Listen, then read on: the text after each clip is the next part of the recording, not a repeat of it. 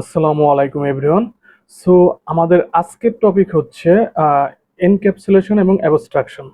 So আজকে আমরা আলোচনা করব হচ্ছে আমাদের 14তম ভিডিও হচ্ছে আমার অবজেক্ট ওরিয়েন্টেড প্রোগ্রামিং এর এনক্যাপসুলেশন এবং অ্যাবস্ট্রাকশন নিয়ে, যেখানে আমরা protecting data with private variables and simplifying complex logic নিয়ে আলোচনা করব। তো প্রথমত যদি আমরা দেখি, আমাদের ওটা হচ্ছে 14তম ভিডিও, লাইক হচ্ছে 14তম ভিডিও, দেন হচ্ছে আমরা আলোচনা করবো পলিমরফিজম নিয়ে। তাহলে আমাদের অবজেক্ট ওরিয়েন্টেড যে পার্টটা, এই পার্টটা শেষ হয়ে যাবে, ফেজ 2টা শেষ হয়ে যাবে। তো আজকে আমাদের আলোচ্য বিষয় হচ্ছে এনক্যাপসুলেশন বা অ্যাবস্ট্রাকশন।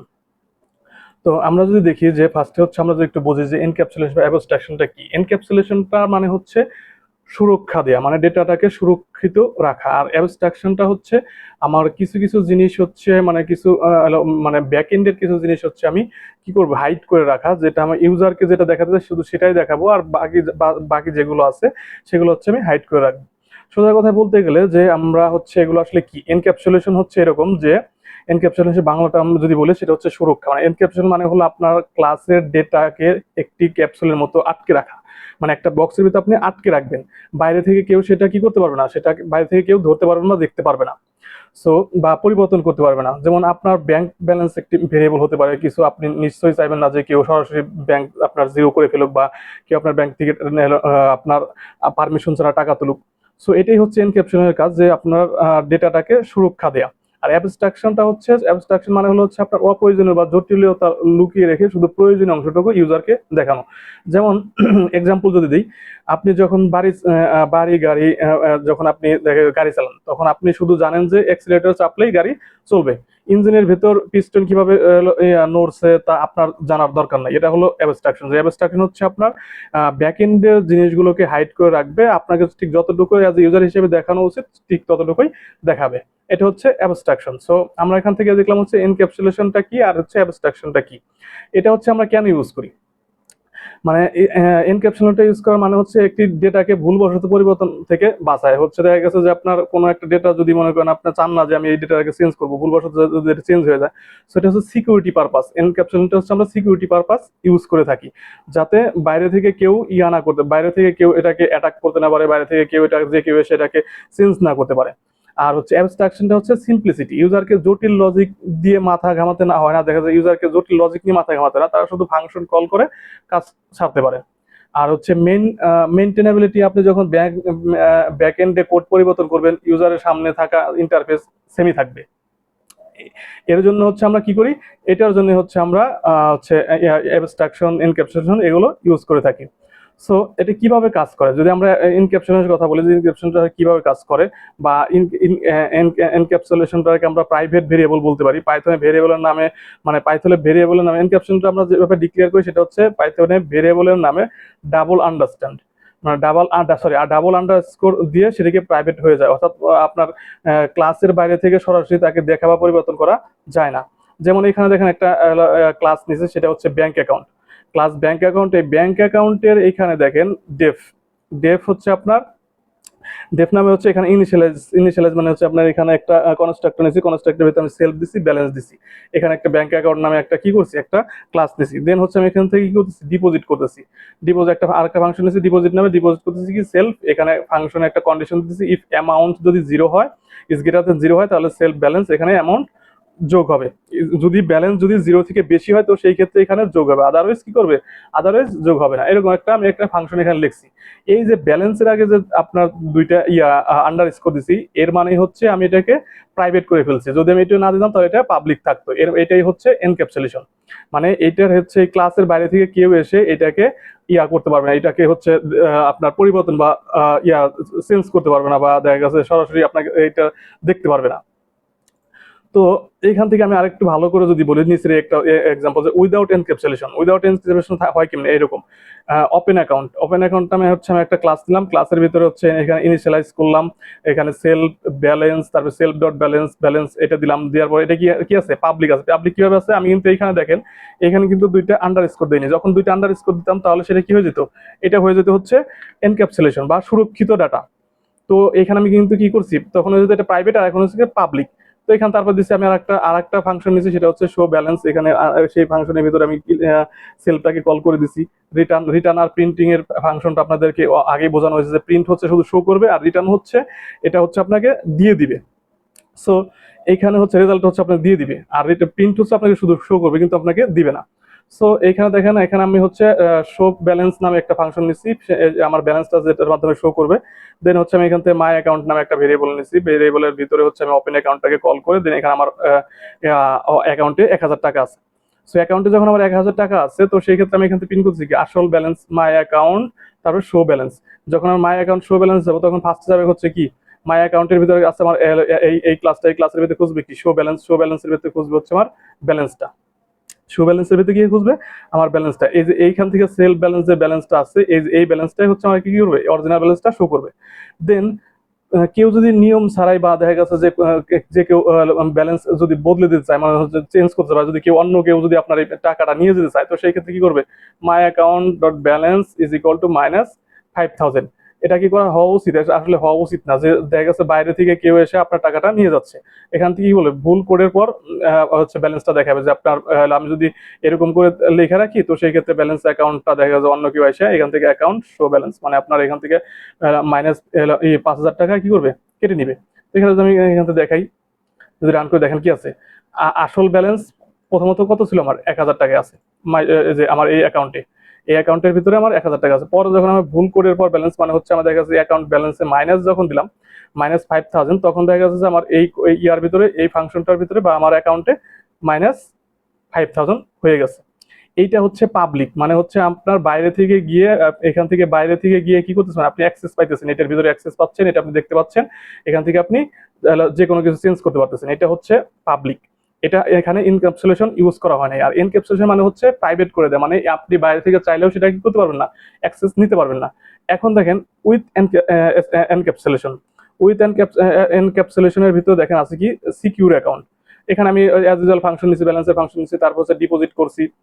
এখান থেকে ডিপোজিট করছি কি seal amount, if amount is greater than 0, মানে 0 থেকে যদি বেশি হয় যদি অ্যামাউন্ট, তাহলে এখানে ডিপোজিট করবে, টাকা জমা হবে। আর যদি না হয় তাহলে কি করবে, মানে আপনার এই প্রিন্ট ফাংশনটা আপনার প্রিন্ট করবে, টাকা জমা হবে না।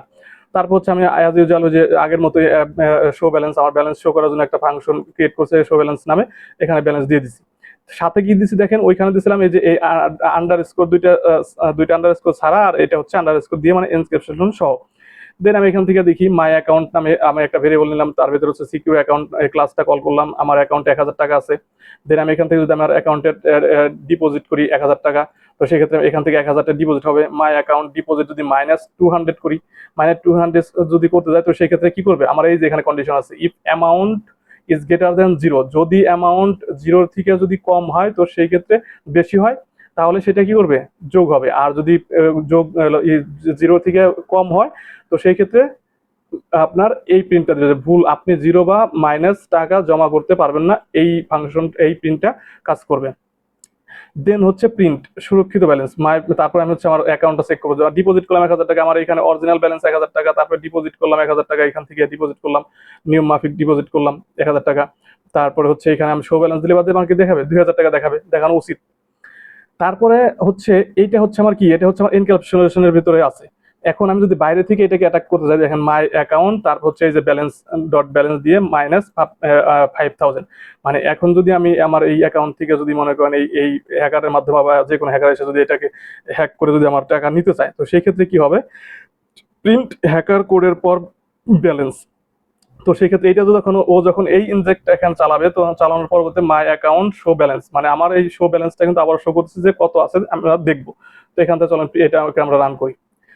দেখেন রান করার পরে কি আছে, 1000 টাকা জমা হয়েছে, বর্তমান ব্যালেন্স 2000 টাকা, মানে হচ্ছে আমার প্রথমে হচ্ছে অ্যাকাউন্টে ছিল 1000 টাকা, তারপরে আমি এখান থেকে ডিপোজিট করলাম 1000 টাকা, মানে বর্তমান ব্যালেন্স 2000 টাকা। এই যেখানে বলছে অ্যামাউন্ট 1000 টাকা জমা হয়েছে, অ্যামাউন্টে টাকা জমা হয়েছে, বর্তমান ব্যালেন্স এত টাকা, 2000 টাকা। তারপর একটা প্রিন্ট আছে, সেটা হচ্ছে ভুল, আপনি 0 বা মাইনাস টাকা জমা দিতে পারবেন না, মানে হচ্ছে কি, এই যে এখানে আমি -200 দিচ্ছি না, এইটার জন্য হচ্ছে এইটা প্রিন্ট আউট করছে। এখানে যদি সাপোজ মনে করেন এই কন্ডিশনের এখানে যদি আমি এখানে দিয়ে দিই যে -2, আর এইখান থেকে যদি মনে করেন আমার এই ব্যালেন্সটা দিয়ে দিই হচ্ছে -1, দেখেন এবার এখান দেখেন 1999, মানে হচ্ছে আমার কি হচ্ছে, এখানে কিন্তু অলরেডি -1 টাকা জমা হয়ে গেছে, বর্তমান ব্যালেন্স এত।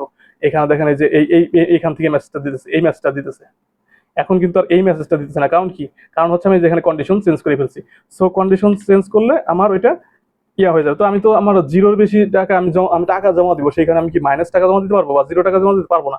তো এইটাই হচ্ছে সেই কারণ। সো এইখান থেকে ওইটা হচ্ছে কন্ডিশন দিয়ে দিচ্ছি, যাতে এখানে আমার কি করে, এটা হচ্ছে গার্ডের মতো, যাতে আটকে দেয়, যাতে কি করে এখান থেকে আটকে দেয় যে আপনি 0 টাকা বা -টাকা জমা দিতে পারবেন না। তো সেই ক্ষেত্রে আমি ডিপোজিট করার ক্ষেত্রে এই কন্ডিশন এখানে ইউজ করছি। আর এইবার দেখেন তার পরবর্তীতে কি আছে, তার পরবর্তীতে আছে হচ্ছে সুরক্ষিত ব্যালেন্স, মানে হচ্ছে যে আমার এখানে দেখা যাচ্ছে সুরক্ষিত ব্যালেন্স মাই অ্যাকাউন্টস। এইখানে হচ্ছে ফার্স্টে আমার 1000 টাকা ছিল, তারপর হচ্ছে আমি 1000 টাকা ডিপোজিট করে টোটাল 2000 টাকা হয়েছে, 1000 টাকা জমা হয়েছে, বর্তমান ব্যালেন্স 2000 টাকা। তারপর হচ্ছে মাই অ্যাকাউন্ট ডিপোজিট এত, তার এই যে এটা দিচ্ছে ভুল, আপনি 0 বা -টাকা জমা করতে পারবেন না। সুরক্ষিত ব্যালেন্স, সুরক্ষিত ব্যালেন্স মানে আমি একদম প্লাস আমার টোটাল ব্যালেন্সটা দেখতে চাইছি, শো ব্যালেন্স। শো ব্যালেন্সে কি আসতেছে, কত আসবে, 2000 টাকা, কারণ আমি 1000 টাকা ছিল আর 1000 টাকা যোগ করছি, 2000 টাকা। তারপরে হ্যাকার কোডের পর, মানে হচ্ছে হ্যাকার এই যে কোডটা লিখছে বা এই যে ইনজেক্টটা করছে, এই কোডের পরে আমার সুরক্ষিত ব্যালেন্স কত, 2000 টাকা।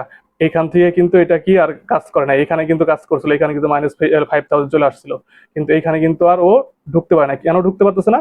ঢুকতে পারতেছে না হলো হচ্ছে আপনার এই যে আমরা এখানে এনক্যাপসুলেশন ইউজ করছি, এই এনক্যাপসুলেশন ইউজ করার কারণে ও বাইরে থেকে আর এটার অ্যাক্সেস পাচ্ছে না বা দেখতে পাচ্ছে না, আর এটার কাজও করতে, এটার ভিতরে ও ঢুকতে পারবে না, চেঞ্জও করতে পারবে না, এটা লক হয়ে গেছে। সো এইটাই হচ্ছে এনক্যাপসুলেশনের কাজ। সো আপনাদের মনে রাখতে হবে যে এনক্যাপসুলেশনটা হচ্ছে সুরক্ষা, আমার ডাটাটাকে সুরক্ষা দিবে, বা বাইরে থেকে কোনো হ্যাকিং এর কোনো ইয়া থাকলে বা বাইরে থেকে কেউ কোনো কিছু পরিবর্তন করতে সেটা পারবে না। এটাই হচ্ছে এনক্যাপসুলেশন। আর অ্যাবস্ট্রাকশন যেটা, সেটা হচ্ছে আমি যদি ছোট্ট করে বলি, সেটা হচ্ছে এই যে আমি এখানে আপনার দিছি, if amount is greater than 0, এইখানে হচ্ছে আপনার দেখা গেছে যে আমি এখানে কন্ডিশন দিছি, সেই কন্ডিশনটা আমি এখানে চেক করতেছি, কিন্তু এইখানে শুধু আপনার ইউজার শুধু কি করতেছে, ডিপোজিট করতে পারতেছে। এখানে ইউজার শুধু ডিপোজিট করতে পারতেছে, কিন্তু ও কিন্তু এখানে বুঝতেছে না যে এখানে এই কন্ডিশনটা আছে, if amount is greater than 0, এই জিনিসটা কিন্তু আর ও বুঝতে পারতেছে না, এই জিনিসটা ও বুঝতে পারতেছে না। তো এই জিনিসটা দেখতেও পারতেছে না, ইউজার এই জিনিসটা দেখতেও পাবে না, দেখতে পাবে না, কিন্তু এই জিনিসটা হচ্ছে কি হচ্ছে, এখান থেকে আপনার ডিপোজিট, ইউজার শুধু ডিপোজিট করতে পারতেছে, কিন্তু এখানে যে কন্ডিশন দেওয়া আছে যে এই যে এই মেসেজটা কেন আসতেছে যে ভুল, আপনি 0 বা -টাকা জমা দিতে পারবেন না, এই মেসেজটা কিভাবে আসতেছে, এটা কিন্তু আর ইউজার দেখতে পারে না। এটা হচ্ছে অ্যাবস্ট্রাকশন। অ্যাবস্ট্রাকশনটা কি? অ্যাবস্ট্রাকশনটা হচ্ছে আপনাকে শো করবে, শুধু ইউজারকে হচ্ছে শো করবে যে আপনার কন্ডিশন দেখাবে না, কিন্তু মেসেজ শো করবে যে আপনি এটা করতে পারবেন না। সো এইখান থেকে যে আবার আমি আরেকটু বলছি, ইউজার শুধু জানে ডিপোজিট ফাংশন কল করলে টাকা জমা হয়, কিন্তু ফাংশনের ভেতরে কিভাবে ইফিল চেক হচ্ছে বা ডাটা আপডেট হচ্ছে সেটা ইউজার জানার দরকার নেই। সহজ কথা হচ্ছে এনক্যাপসুলেশন ডাটাকে সুরক্ষা দেয়, আর অ্যাবস্ট্রাকশন হচ্ছে সিস্টেমটাকে সহজ করে দেখায়। সো আশা করি আমি খুব দ্রুত হয়তো বা বলে ফেলছি বা খুব দ্রুত ইয়া করছি, কিন্তু আমি একদম এক্সাক্ট পয়েন্ট ভাবে আপনাদেরকে বোঝানোর চেষ্টা করছি যে এনক্যাপসুলেশনটা কি আর হচ্ছে অ্যাবস্ট্রাকশনটা কি। আমি যদি প্রথম থেকে আরেকবার একটু বলি যে ফার্স্টে হচ্ছে আপনি জাস্ট মাথায় রাখবেন যে এনক্যাপসুলেশন হচ্ছে আমার ডেটাটাকে সুরক্ষা দিবে। এনক্যাপসুলেশনটা আমরা কিভাবে লিখি বা কিভাবে ডিক্লেয়ার করি সেটা আমরা এখানে বলে দিছি। আর অ্যাবস্ট্রাকশনটা কি? অ্যাবস্ট্রাকশনটা হচ্ছে অযথা কোনো কিছু মনে করি ইউজারকে না শো করে জাস্ট হচ্ছে এক্সাক্ট ইউজারের যেটা দরকার সেটা আমরা শো করি অ্যাবস্ট্রাকশনের মাধ্যমে। সো আর এনক্যাপসুলেশনটা কিভাবে লিখি বা ডিক্লেয়ার করি সেটা আমরা এখান থেকে বলে দিছি। সো উইদাউট এনক্যাপসুলেশন কিভাবে কাজ করতেছে, পাবলিক কিভাবে মানে এই আপনার সিকিউরিটি থাকতেছে না, আর উইথ এনক্রিপশন কিভাবে কাজ করতেছে সিকিউরিটি সহ থাকতেছে, সেটা আমরা এখান থেকে দেখতে পাইছি। সো আশা করি আপনাদের আর কোনো মানে প্রবলেম থাকার কথা না আপনার এনক্যাপসুলেশন আর হচ্ছে অ্যাবস্ট্রাকশন নিয়ে। অবজেক্ট ওরিয়েন্টেড প্রোগ্রামিং এর ক্ষেত্রে এনক্যাপসুলেশন এবং অ্যাবস্ট্রাকশন কিভাবে কাজ করে, কিভাবে ডিক্লেয়ার করব, আর কোনটার কি কাজ, এই বিষয়গুলো নিয়ে আপনাদের আর কোনো কোশ্চেন বা কোনো প্রকার জটিলতা থাকার কথা না। আমি যেভাবে আপনাদেরকে স্টেপ বাই স্টেপ বোঝানোর চেষ্টা করছি আমার নিজের ভাষায়, আমি যেভাবে বুঝতে পারছি। সো আশা করি আপনারা বুঝতে পারছেন। আই হোপ যদি আপনাদের ভিডিওটা ভালো থাকে তাহলে অবশ্যই সাবস্ক্রাইব করে দিবেন বা একটু লাইক কমেন্ট করে দিবেন, যাতে অন্যরাও দেখার সুযোগ পায়। আর এত সুন্দর করে বা বাংলা ওয়েতে এত বাংলা ভাষা, একদম খাঁটি বাংলা ভাষায় বোঝানো, আসলে দেখা গেছে যে আমি মনে করি যে একদম বিগিনার লেভেলে যারা আছে, যারা কিছুই বোঝে না, তারাও হয়তো বুঝে যাবে। আই হোপ সবাই বুঝতে পারছেন। তো আজকের জন্য এই পর্যন্তই। নেক্সট ভিডিওতে হচ্ছে আমরা দেখবো হচ্ছে পলিমারফিজম নিয়ে আমরা আলোচনা করব।